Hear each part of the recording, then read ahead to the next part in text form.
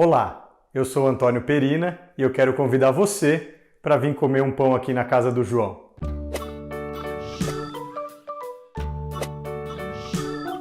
Vocês estão vendo que hoje eu estou a caráter, né? Vim uniformizado aqui. E a ideia é fazer um pão aí muito tradicional da culinária italiana. A receita de hoje é uma bella focaccia e você que está chegando agora e está conhecendo a gente, aproveita para deixar o seu like aqui no vídeo, se inscrever no nosso canal, fazer algum comentário, que será muito bem-vindo e ajuda a gente a manter o canal sempre ativo. Essa receita é um pouco diferente dos outros vídeos que a gente trouxe aqui no canal. Ela tem uma característica diferente, a gente trabalha com uma farinha um pouco mais forte. Então, apesar de ser muito simples, o processo é bem diferente e é isso que eu vou explicar aqui hoje para vocês. Então vamos para os ingredientes. Nós vamos trabalhar com uma farinha mais forte, uma farinha importada italiana, né? O tipo da farinha é 00, precisa ser uma farinha mais forte porque ela precisa aguentar uma fermentação bem mais longa do que a gente está acostumado. Nós vamos usar 700 gramas dessa farinha especial. A hidratação vai ser de 80%, ou seja, 560 ml de água. Nós vamos trabalhar com a proporção do fermento em 25%, ou seja, a gente fazendo uma conta rápida aqui vai chegar em 175 gramas de fermento já refrescado. E o sal é o mesmo percentual de sempre, 2%, ou seja, 14 gramas. Além disso, essa receita vai azeite a gosto. Ao longo da receita a gente usa bastante, mas no preparo da massa aí vai na ordem de 1 a 2 colheres de sopa. E as coberturas que a gente vai explicar mais pra frente. Então vamos à preparação da massa. Então nós vamos colocar 700 gramas de farinha italiana. Eu uso a marca Cinque Stagioni, a farinha bem mais forte. Agora nós vamos colocar a água. Como eu falei, nós vamos trabalhar com uma hidratação de 80%, ou seja, vamos pôr aí 560 ml de água. Nas receitas do canal a gente normalmente trabalha com 70, 75, 65% de hidratação. Mas essa é uma receita que ela exige uma hidratação maior porque a gente vai fermentar por mais tempo. Então a gente precisa de mais água porque essa farinha suporta mais água. A gente vai misturar bem. Estamos fazendo o processo da autólise. O que é legal vocês notarem é o quanto essa massa fica mais mole, né? Como a gente tem mais água, ela tende a ficar mais mole e vocês vão ver ao longo da sova o quanto é difícil o manuseio dessa massa, mas o processo é esse mesmo.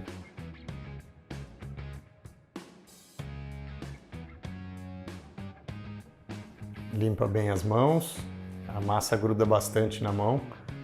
Confesso que até hoje, quando eu faço essa receita, mesmo já tendo feito várias vezes, dá um frio na barriga, que a massa fica muito mole, muito difícil de trabalhar, mas a gente tem que acreditar que está dando tudo certo. Estamos fazendo os procedimentos da maneira adequada. E essa farinha é boa, ela aguenta todo esse esforço. Depois de respeitar aí 30 minutos, 1 hora de autólise, né, para garantir que a massa absorveu muito bem toda a água, a gente vai colocar o fermento. A gente trabalha aí com 20% de fermento em relação ao total de farinha, mas nessa receita, como é uma fermentação mais longa, eu coloquei um pouco mais. Eu coloquei 175 gramas, que dá aí aproximadamente 25% do total de farinha. Então nós vamos trabalhar aí com mais fermento do que a gente está acostumado. A gente vai misturar bem para garantir que vai ser bem incorporado a massa. Depois de misturar muito bem, nós vamos deixar repousar por 15 minutos, como sempre. Depois desses 15 minutos de espera, a gente vai para a sova. Então eu vou tirar a massa do bowl. Depois de tirar a massa do bowl, já começam as diferenças do que a gente está acostumado. Então a gente já coloca o sal agora, antes da sova, e o azeite. Aproximadamente 2 colheres de sopa. Coloquei um pouquinho mais aí, mas fica a seu critério. espalha bem esses dois ingredientes por toda a massa. E vamos começar a sovar. Nem falar da dificuldade que é fazer essa sova. A massa gruda bem na mão. Mas a gente segue o processo como a gente está acostumado a fazer.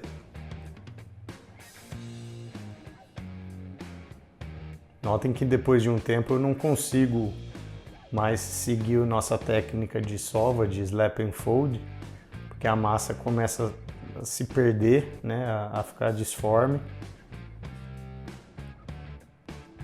Então a gente vai para outras técnicas. O importante aqui é esticar a massa e colocar ar dentro dela. Depois de um tempo, eu pego uma forma já untada de azeite, importante untar essa forma, e faço a transferência. Vejam que não tem nenhum formato de pão, não tem formato de nada, é uma massa que cai disforme na forma.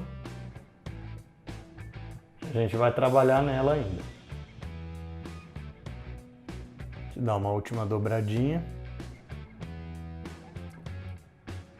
E nós vamos deixar a massa descansar por 30 minutos e vamos fazer a sequência de dobras que estamos acostumados. Então, 30 minutos de descanso, a primeira dobra, depois mais 30 minutos a segunda dobra e assim por diante. Começando agora a última dobra, então veja que a massa continua ainda bem maleável, mas já um pouco mais firme.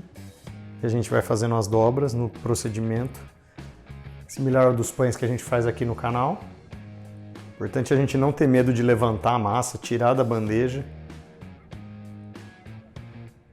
E aí eu já começo um processo de dar uma espalhada nela pela forma, porque agora nós vamos colocar ela para fazer uma longa fermentação.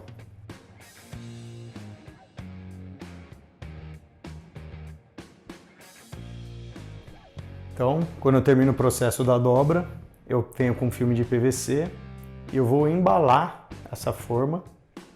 Cuidado para não grudar o PVC na massa. E a gente vai embalar. Por quê? Porque essa massa vai para a geladeira e ela vai ficar 24 horas dentro da geladeira. Só para dar uma ideia de tempo, eu estou fazendo isso numa sexta-feira às 4 horas da tarde. Eu terminei as dobras na sexta-feira às 4 horas da tarde. Esse pão vai ser consumido no sábado à noite. Então esse processo realmente é uma fermentação bastante longa. E só é possível devido a dois fatores. O principal é a força da farinha. Uma farinha nacional das marcas que a gente está acostumado a fazer os pães tradicionais não aguenta tanto tempo assim de fermentação. E a quantidade de água, né? Se não fosse isso, a gente dificilmente conseguiria fazer esse pão aí de um dia para o outro. Então a gente termina aqui de embalar o pão, de embalar a bandeja, né, a forma, e vai colocar na geladeira e deixar descansando até amanhã. Então, deixei por 24 horas. Tem gente que deixa por 12, tem gente que deixa por 36, não é um problema, tá? Quanto mais melhor. Tá? Nessa faixa aí de pelo menos 12 até umas 36 vai tranquilo. Então aqui já é o dia seguinte. Estou tirando o pão da geladeira às 2 horas da tarde, então ele ficou aí 22 horas dentro da geladeira. E agora eu vou deixar ele descansando em temperatura ambiente por 4 horas, porque eu quero que essa massa cresça. Ela cresceu pouco na geladeira, agora vai crescer mais.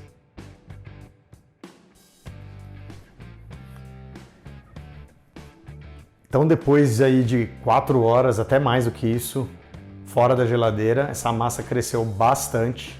Então nós vamos fazer o preparo da focaccia. O forno estava pré-aquecendo há meia hora pelo menos. Nós vamos trabalhar aí com forno temperatura aí de 200, 220 graus. Olha como a massa cresceu. Agora a gente vai molhar a ponta dos dedos e vai começar a fazer os furos na massa. Molha os dedos de novo. Tem que molhar sempre, porque senão a massa começa a grudar no dedo. E as bolhas começam a aparecer. Eu vou fazer mais uma vez para garantir que os furos fiquem bem bonitos. Olha cada bolha legal, cara. Terminado esse processo, a gente vai colocar azeite na massa. Coloquei mais do que devia. E vou vir com o pincel espalhando pela massa.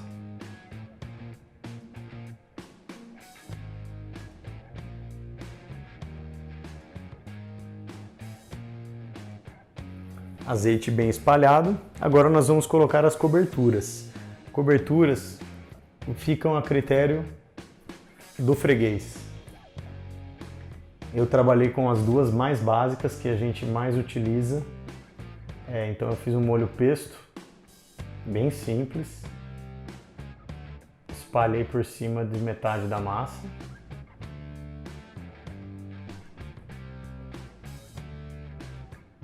Eu não sou um bom fazedor de pesto, tá? Foi uma das primeiras vezes que eu fiz, então por isso que ele ficou muito duro. Não me julguem pelo meu pesto, por favor. Aí eu venho, depois de espalhar o pesto, e coloco tomatinho grape cortado ao meio. Vou espalhando nessa metade da massa. O que muita gente faz também é enrolar essa metade do tomate numa folhinha de manjericão. Então, se você não quiser fazer um molho pesto, você pode envolver o tomatinho numa folha de manjericão, fica com uma aparência bem melhor do que essa aí que eu fiz. E a outra metade, eu fiz a outra que é a mais tradicional de todas. Coloquei alecrim. E depois do alecrim eu venho e coloco um pouquinho de sal mais grosso. Coloquei o sal rosa.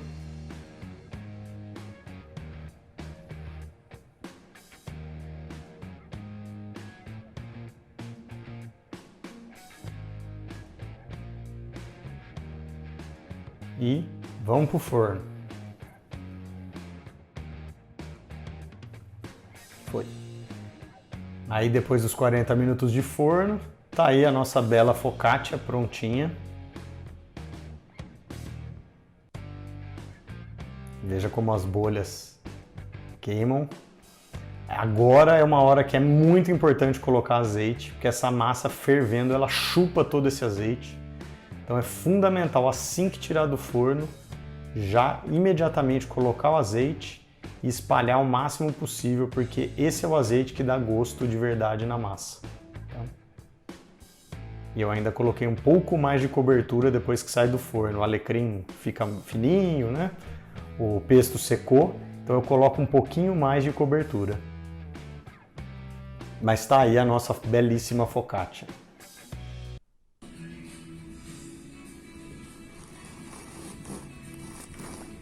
Aí vocês vejam essa maravilha como fica depois de pronta.